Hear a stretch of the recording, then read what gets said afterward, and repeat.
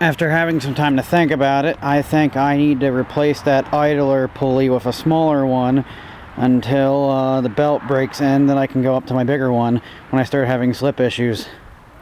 But I can't break the belt in and the new at the same time. That is a big nut, and I hope it's not hiding a big bearing. Probably is. You see, this guy I've used on the Ford before, and I think it would be a suitable replacement to keep us going for a while. Yeah, no, that's a big bolt with a big bearing. Might just put the final nail in the coffin on that idea, because of the fact that that bolt ain't gonna come off too easily. I was making the whole tractor frame twist trying to get it off, so it ain't budging at all. I'm actually gonna go to the tractor supply and see if I can find a belt that is 1 inch bigger, and I'll worry about breaking this belt in down the road. This is an 84 inch. Let me find an 85 inch. I'm sure an 86 will be too big. Bingo. Hopefully my new pulley comes in next weekend's project and we get Dinky going again. I probably could use that idler I just showed you in Dinky, but I want to put a new one in it because I want it to last longer. We're doing a little detour so I can show you what the John Deere's like, even though it's got a blade deck, just because it's got Dinky's water-filled tires.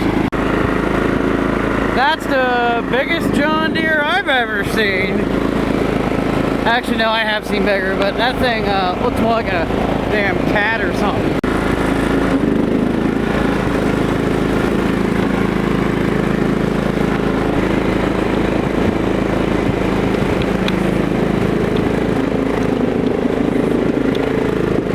Belt slip is consuming.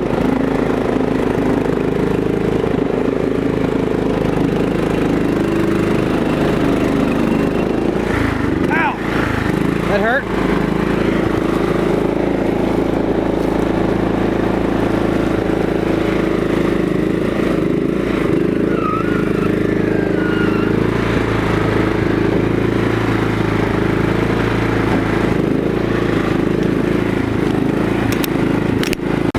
I think the only way we're getting through this is forwards.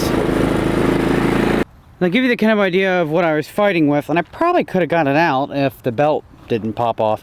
Looks like it popped off in the back and I can't get to the transmission. Man, the blade deck had to plow through some stuff too, but the belt feels like it's still on, but it's awfully loose because when I push the clutch in, it actually does affect how much tension there is. And the belt, it feels like it needs to be 2 inches shorter right now. Not enough for it popping off the rear pulley. And it's on the front pulley. Maybe it popped out of place with a belt guide. Because of it being a John Deere, it's really hard to see what's going on underneath, especially with a blade deck and 1,000 pounds of mud. We're back mixing up mud. I wish I had dealt with the seat safety so I could get off this thing and try pushing it. The backside was too stuck, so I had to pick up the front end and turn it. That's the kind of rut I dug.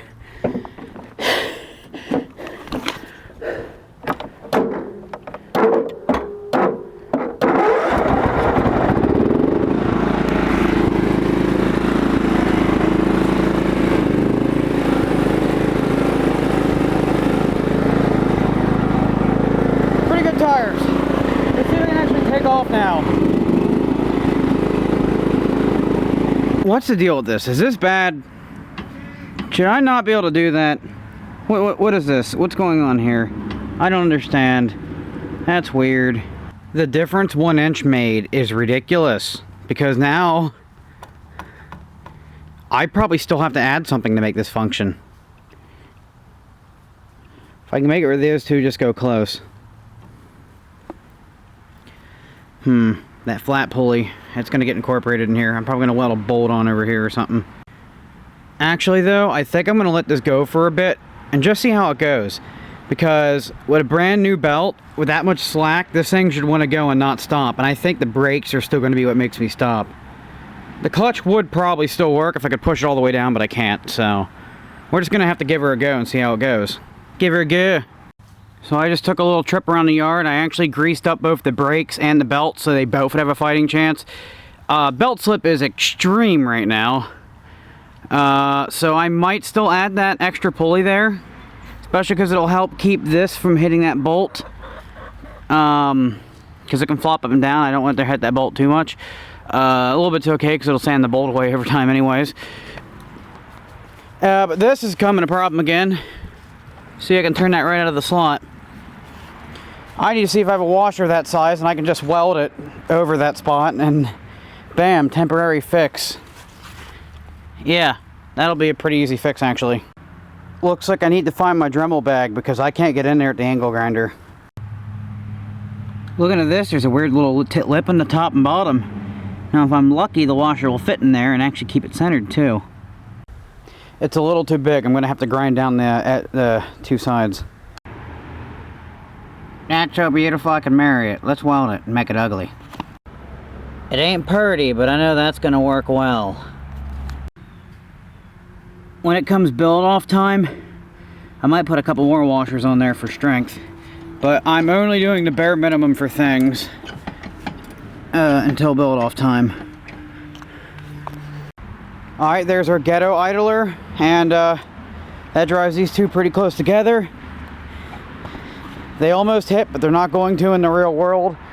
Oh yeah, and also I did a quick spray paint, making everything kind of blue. I mean, this isn't permanent, I don't care what it looks like, and this isn't the final color scheme anyways.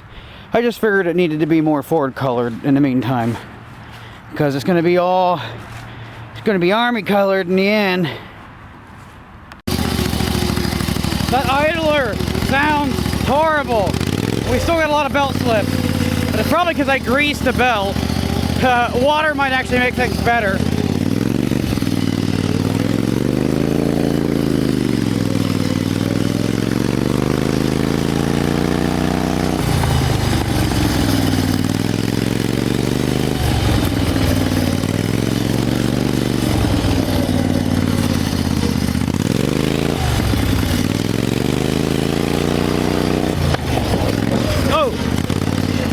I can't throw the front end up.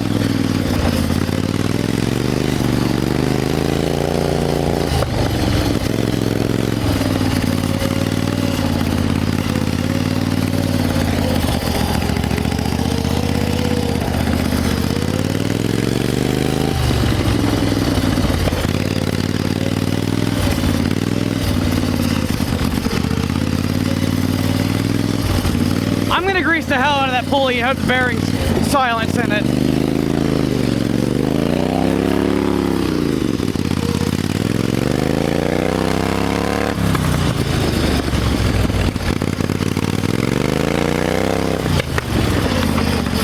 Oh, I can't do that with one hand.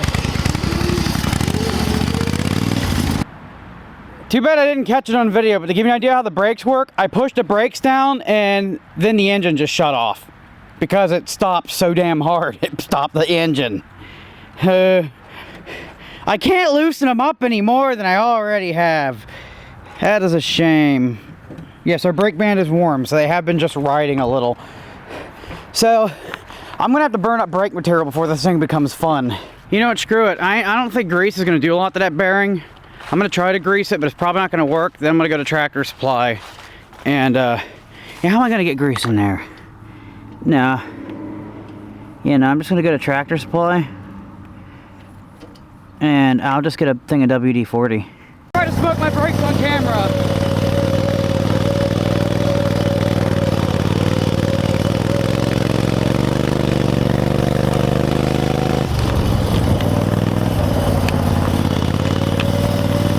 That smells awful.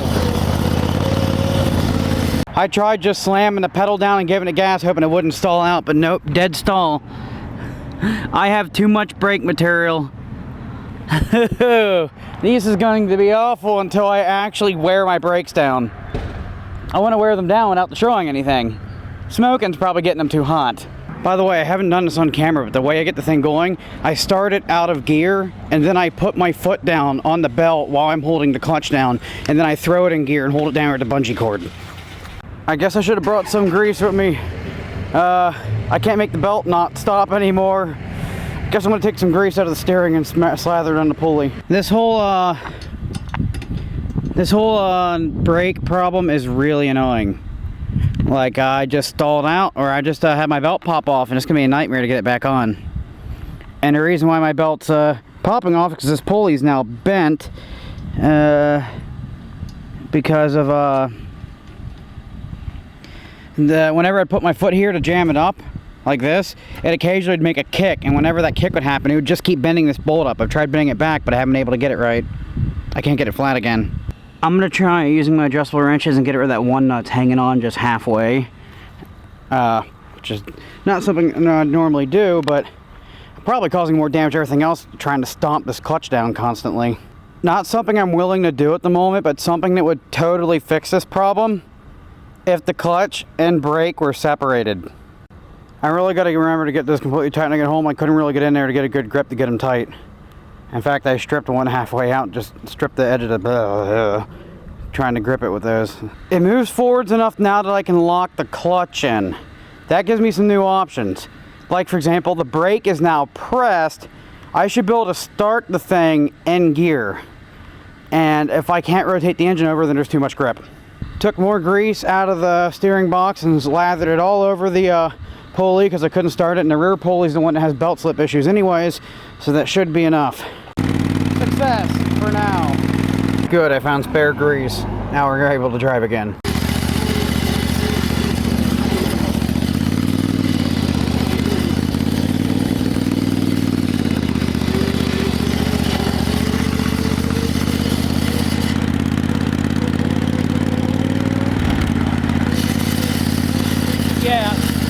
Alright, so that pulley's obnoxious. I'm just gonna weld something to stick down here and here to keep the belt in line, and that's all that's going to do, because that pulley, I hate its sound, and the belt will last a while. I'll wrap some tape around it and put some grease on the outside of the belt. That'll be enough. But future plans of this thing, oh hey, this actually rotated for me. Oh, that was for me hitting that tree I was telling you about. I bent the conduit. Oh, who cares? It's still got plenty of strength. Oh, I didn't realize I did that. Sure, I can prove to you I hit a tree. But yeah, when it comes time for the belt off, all that time and effort I'll be putting a dinky when I was working on it will be on here times 2 or 3, because I'm actually going to be in a competition.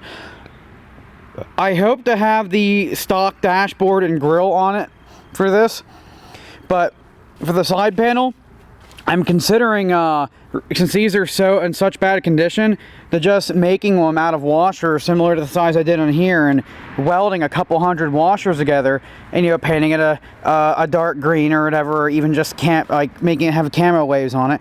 I think it would look cool because you could still see through it, but it would still be a body panel. And a change I'd like to make down the road, I would like to have this thing with front and rear suspension. Because of the way the belt drive and stuff in here is, if I could come up with a way of actually making this thing pivot back and forth and having shocks keep it stable, this thing would actually be able to move without interfering with the drive system too much. And for the front, not only would I want it to have suspension, but I want to extend out the frame to like about here.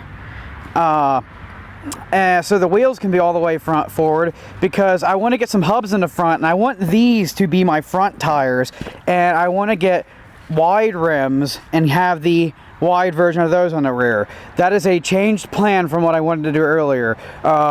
When I first got this thing, I was all set on V-treads, but there's just so much tread depth in these tires, and they're actually cheaper. I was going to have just, wide V-treads in the back and V-treads in the front, but, I've already got a V-tread machine, so let's do something different. I also wanted to do a fancier gas pedal for the build off, but I might not, because I really like this gas pedal setup. I'm now trying to see if something goes wrong here, and I got a tube of grease under the seat, so I ain't going to get stuck in that old situation again. I'm kind of shocked that happened, my belt popped. We're going to try to stop and save it.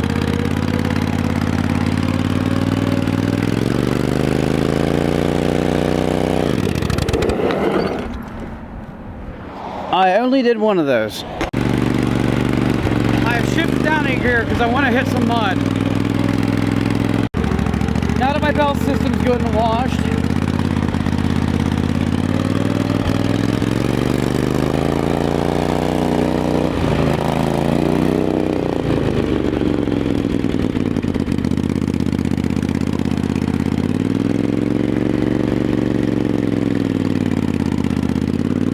I remember the days Dinky did stuff like this.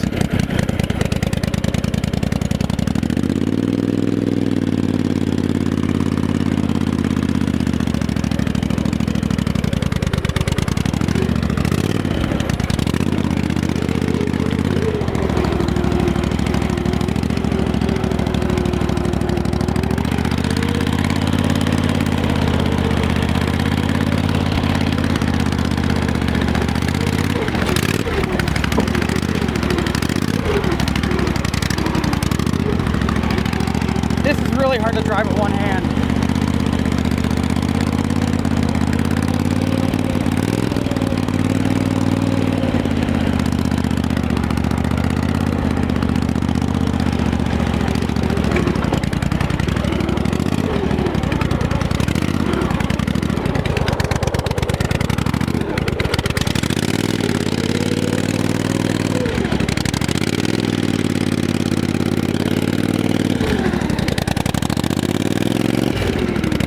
Wow.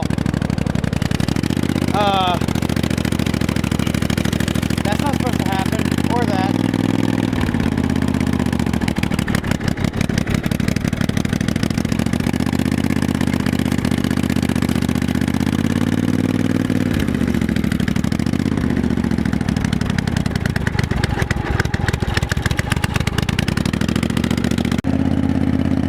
That is some serious mud.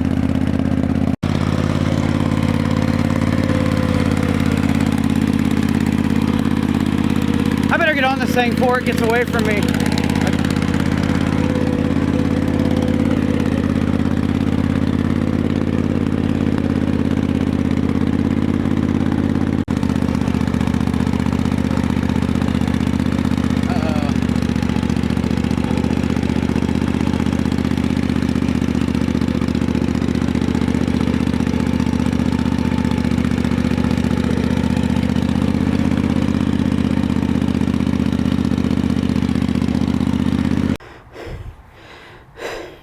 Looks like this thing's being towed home. That ain't coming out. We need help from the deer. I'm gonna see if I can move the front end actually. I don't know, this thing weighs a lot more than John Deere does. I can pick this thing up because of that conduit frame I made, but moving it's a whole nother story. The thing's so caked in the mud and so heavy, I got it to move a little bit.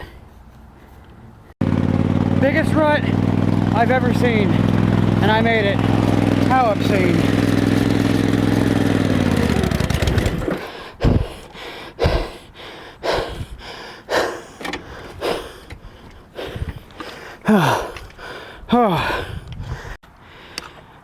Looks like the real killer is a lack of height actually.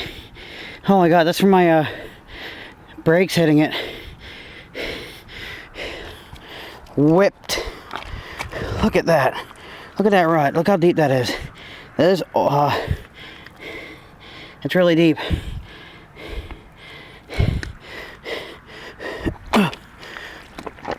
Gives you an idea what it's like.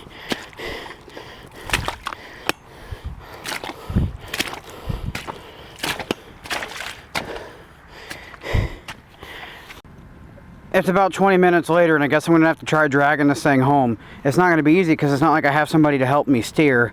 I don't know, maybe I can bring some zip ties and try locking the steering wheel straight with them. Yeah, maybe if I put a zip tie between like around here, I can lock the wheel straight. I was hoping I could half-ass those belt guides, but apparently not. And once the, apparently when there's mud and grease on the belt at the same time, belt gets a little crazy. Steering wheel is locked. Let's get ready to tow. All right. So I have this incredibly large, or incredibly small turn radius. What do we call it? It means I can make really wide turns.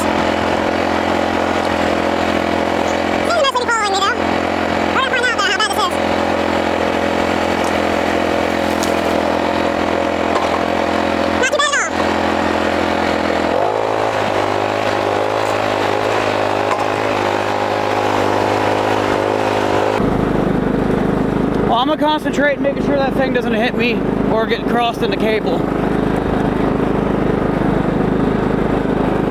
This looks like it's gonna go pretty smooth.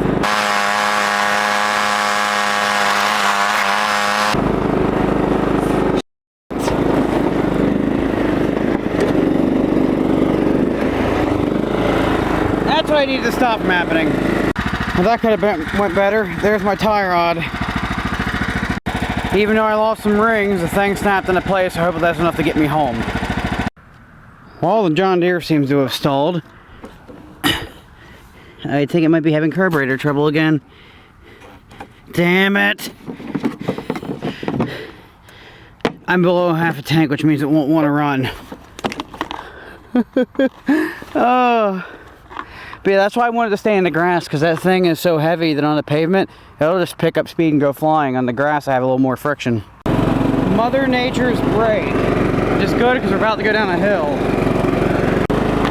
Alright, so far the tire rod's holding up. Nothing's breaking, except for that spring that makes my cable not suck as bad. I'll have to go uphill.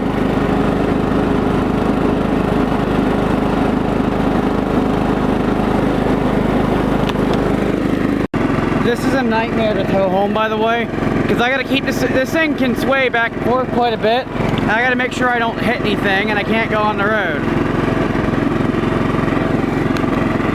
Can't go on the road.